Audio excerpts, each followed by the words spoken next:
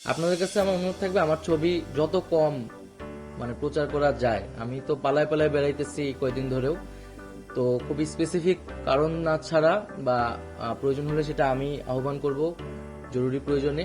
ওই বিষয়ে আমাকে আপনারা হেল্প করবেন, আমার ছবি যত কম প্রচার করা যায়। না, সেটা তো আমি আমার জায়গা থেকে এনশিওর করব।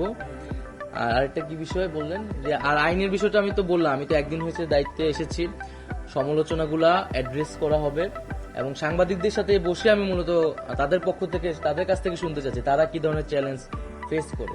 আমরা দ্রুত সময়ের মধ্যে এটার বিচার চাচ্ছি, এটা নিয়ে আর কোনো ধরনের আমরা প্রহসন, এটা নিয়ে আর কোনো ধরনের টালবাহানা চাচ্ছি না। প্রায়োরিটি তো আমরা সব মন্ত্রণালয়ের সর্বশেষে একটা কাঠামোগত সংস্কারের কথা ভাবছি, যাতে দীর্ঘমেয়াদী এটার সুফলটা আসে।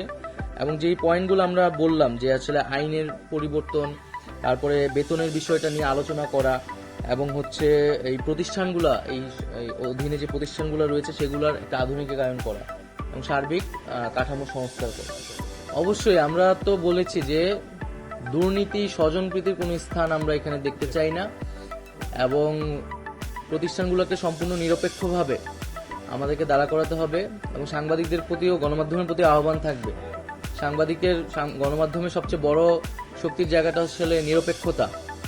এবং আমরা যে আমাদের বাংলাদেশের গণমাধ্যমের পরিস্থিতি দেখি যে এক ধরনের আওয়ামী লীগ বিএনপির মতো গণমাধ্যমে হচ্ছে এই ধরনের দুইটা ভাগ থাকে। তো এই বিষয়গুলাও গণমাধ্যম কর্মী বা সাংবাদিকরা বিবেচনা করবেন, যাতে আমরা এই ধরনের রাজনৈতিক বা দলীয়করণ যাতে সাংবাদিকদের ভিতরে না দেখি, আমরা যাতে একটা নিরপেক্ষ জায়গায় জনগণের পক্ষে কথা বলতে পারি।